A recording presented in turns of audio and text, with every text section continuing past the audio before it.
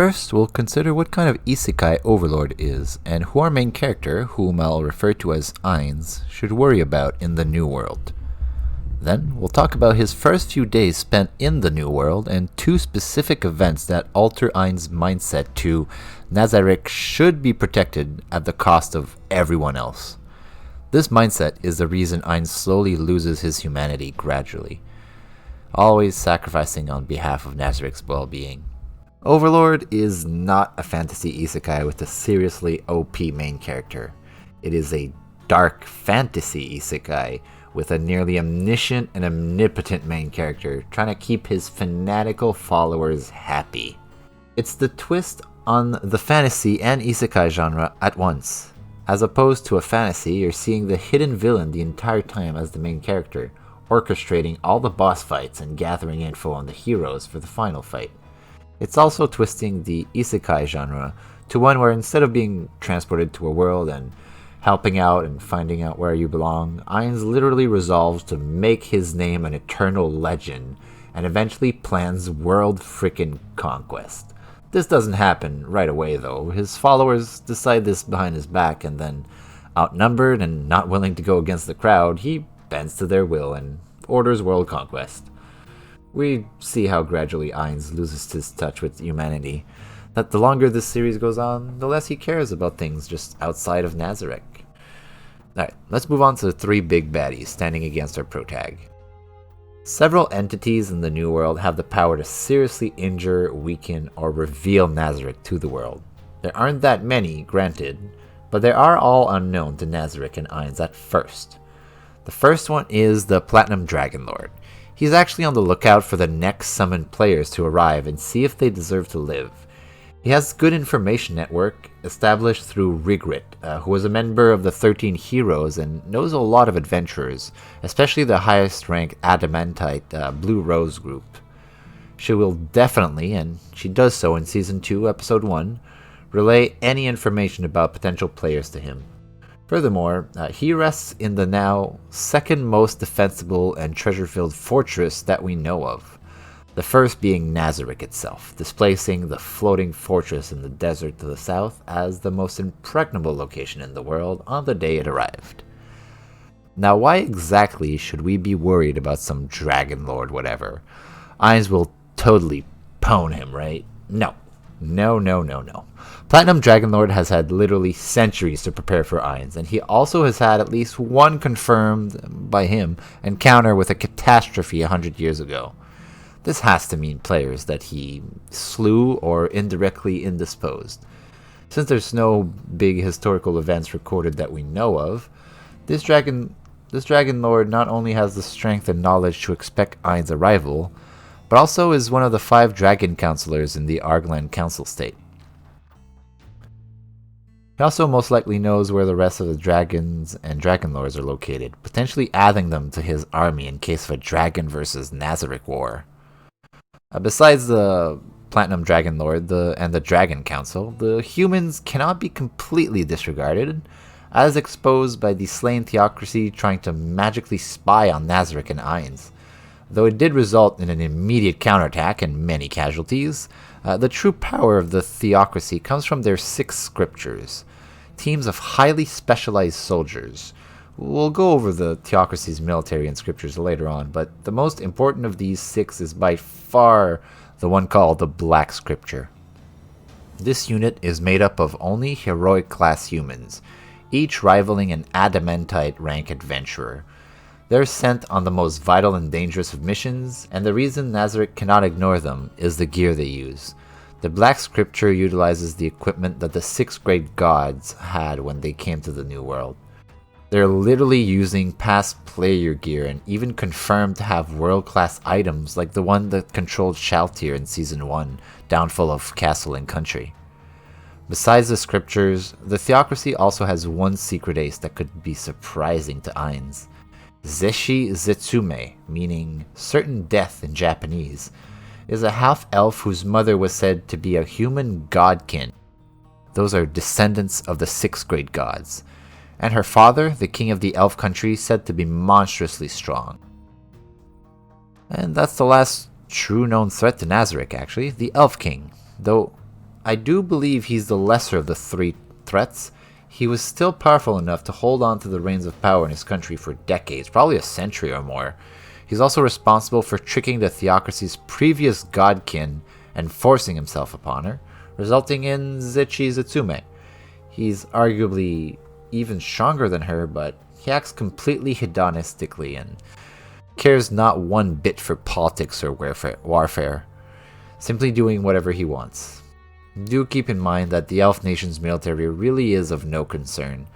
They'd most likely ally with Ainz if he attacked them over their current lord. Now we have our three main threats laid out: the dragons, the theocracy, and the elf king. Let's see which each of their goals would be if they learned of Nazarik's existence. The goal of the Platinum Dragon Lord is to protect the world. Thus, if he learnt of Nazarik's true power, he would probably rally the world against them if he didn't think he could take them on. The goal of the theocracy is their own ascendancy coupled with the idea of human supremacy. They would thus rally against Ainz if they learned of him, and that's exactly what they tried to do by attending Jerknev in the arena before Ainz accidentally revealed their plans and caused the Empire to unconditionally surrender as a puppet state. Oh well. Lastly, the goal of the Elf King is extremely straightforward and quite simple: to sire children that rival his strength. That is all. So, most likely he'll become interested in Nazarik for the individuals that are part of it and have the potential to give him just that. Now, Nazarik could easily lure him in with that trap, so I really don't see him as much of a danger. Even if he does turn out to be powerful, heck, Nazarik might just straight up agree to see if they can sire children together for science. The board is set. Unbeknownst to Nazarik or its denizens, if only one of them makes a scene right now, the other parties and soon the whole world's eyes will be on Nazarik. Due to their overwhelming strength, if they act visibly, will ally against them before they can understand their own situation. Right here is one of the reasons I fell in love with this story. Overlord doesn't make Mary Sues. It makes idiot gods like Ainz who bumbles and stumbles in the most brilliant way possible, resolving problems and preempting others simply by trying not to be seen as a bad boss by his servants. Ainz is, at the start of the show at least, just a very confused guy, suddenly thrust in a completely new situation, but within a framework he deeply understands: Yggdrasil.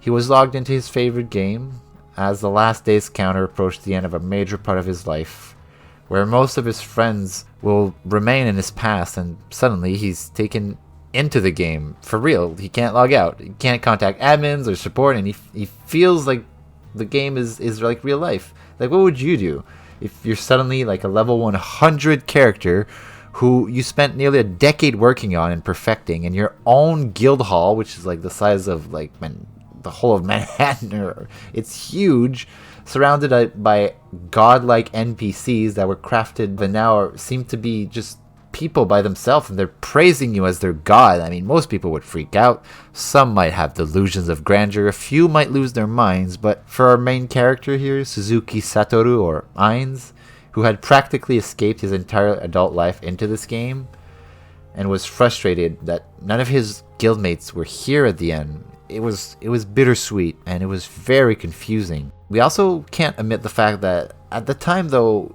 he was undead, so this doesn't mean much physically apart from not needing sustenance or rest, but mentally it was a drastic change. He could no longer become elated or despair.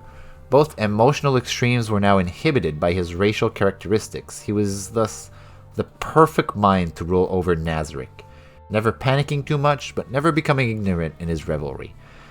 Nonetheless, if his NPCs hadn't been there, Ainz would have surely panicked more than he initially did and would have done something stupid. He was straight up panicking first before Albedo kind of talked to him. So, what does Ainz do first after confirming that he is indeed not in Yggdrasil anymore? He first orders Sebas to scout the outside of Nazarik, then calls a meeting of all of his most powerful and influential servants, the Floor Guardians. Before his servants can arrive, he practices and tests his magic spells and skills, confirming his own strengths, and double-checking his ability and the fealty of other guardians around. He's slightly reassured by this, but still, he wonders why he can't contact the admins anymore. The Floor Guardians then arrive and reaffirm their loyalty to him, and when Sebas comes from his scouting mission around the outskirts of Nazareth, he explains the situation to his guardians. They're not in Yggdrasil anymore, and everyone should be on high alert until we know what the situation outside is. The Great Tomb of Nazareth has been transported by an unknown means in the middle of a strange flat plain. He orders Nazareth covered up in a mound of dirt and have dummy heels made around the area alongside illusion magic to cover up the bigger open fields.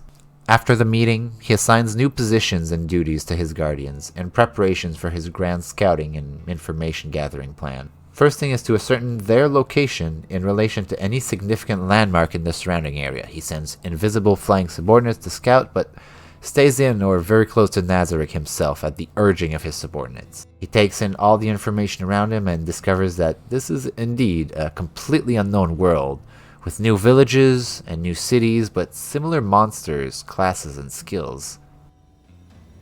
Having some time to himself and being stressed, Ainz then takes a break and goes outside, forcefully accompanied by Demiurge, who would not leave him alone. He fled up above all the clouds to get a clear look at the stars and the planet. Demiurge said that if this planet was a box of jewels, he and all of Nazareth would help get it for him. To which Ainz thoughtlessly replied that maybe it would be interesting to conquer the world. This small sentence, said without deep meaning while distracted, would have unimaginable ripples across all of the operations henceforth. Finishing his sightseeing, he came down and eventually, Demiurge would reveal what he thought Ainz meant earnestly to all the other guardians, galvanizing them to start their own initiatives to help Ainz conquer the world and spread the name of Ainz Old Gown into eternal legend. Ainz then comes across a village being attacked nearby the forest outskirts while perusing from a magic mirror in the tomb. He took initiative, remembering what one of his old companions said before about saving people in need, and he saved the village directly, causing it to become loyal for him. He easily dispatches and captured most of the enemies attacking the village, and in thanks for saving them, the village elders agrees to tell Ainz anything he asks, paying him in knowledge instead of coin. This is another crucial point in the story where Ainz has the critical mass of knowledge to start acting outside of the plains where he is, outside of Nazareth.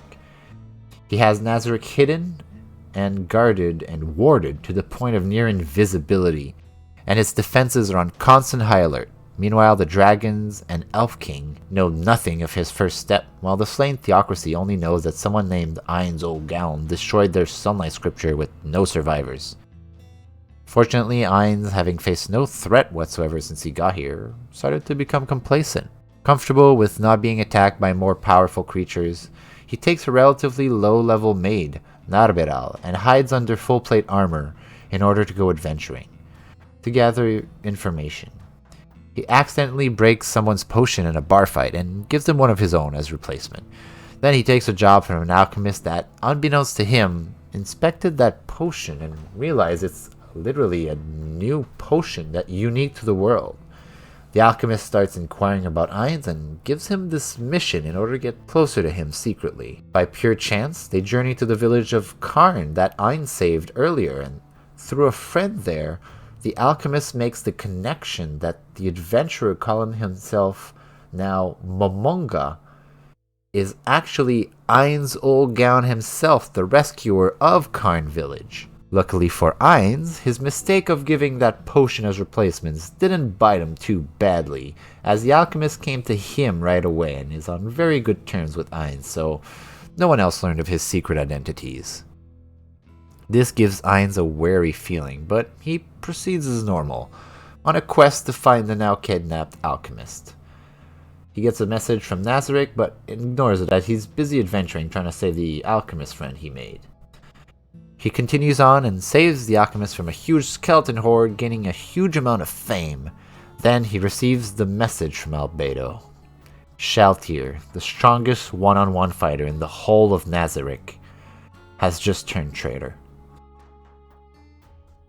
Ainz initially panics, but after a bit of spying on her with magic mirrors and visiting her personally, he deduces that a battle took place and someone put Shaltir under mind control, but It's not until Ainz tries to use his super rare item, Shooting Star, to use the super tier magic Wish Upon a Star, giving you a literal wish.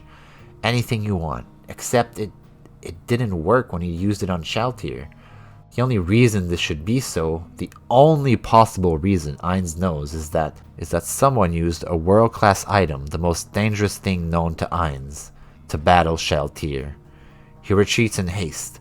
This moment switches Ainz finally from his carefree thinking to worst case possible scenario, where an active enemy guild has targeted Shaltir, but had to retreat before giving orders to her. He arms up every guardian with world-class items so they can resist these attacks and calls them back to the tomb. He then engages in a climactic fight with Shaltir, kills her, and then revives her, thankfully restoring the situation to normal and her mind control. But never again shall Ainz be this careless. From now on, he's always going to carry himself with the concerns of snipers hiding in his surroundings. Always ready to fight or escape, using body doubles and misdirection as much as possible. The fact that he had to resort to killing one of the guardians he wanted to protect really gave rise in his paternal instinct at that moment, which would never really go away, as far as Season 3 at least. This sets Ainz on the path to truly become an Overlord, as he is now ready to destroy and use anyone and anything to attain his objectives. And having failed once, he will never fail again. After the debriefing with every guardian, Demiurge takes the chance to explain to everyone the obvious. That everything they've been doing since they arrived in the New World is to conquer the world for Ainz. Stunned by this revelation, Ainz silently watches as all his guardians take up the call for world conquest and redouble their efforts toward their most supreme overlord, Ainz Ol Gown. He can only consent and laud Demiurge as insightful for having seen through Ainz's vague words then. And casually, Ainz also takes up the call to conquer the world, setting events into motion that cannot be undone. What's hilarious about this whole moment of Shaltir falling under mind control is that this all happened by pure coincidence. The slain theocracy, having just lost complete contact with their sunlight scripture, sends their most powerful force to investigate, and suddenly that force has to use their ultimate weapon and they still lose 2 of their members, with the caster of the world-class item falling unconscious and, later on, dying of her wounds. Ainz was doing things very secretively, not attracting any attention, going after criminals and bandits and leaving innocents alone, and not standing out too much except as Mamanka, and yet he loses Shaltir. It weighs on his mind and makes him even more paranoid after this, but for no real reason, as the theocracy are honestly as confused as he is as to why this happened. But in any case, I'll end my ramblings here. I hope you guys enjoyed this second part of the lore of Overlord. Please leave a comment saying which part of the lore you'd like me to discuss next, and I will see you guys later. Bye bye.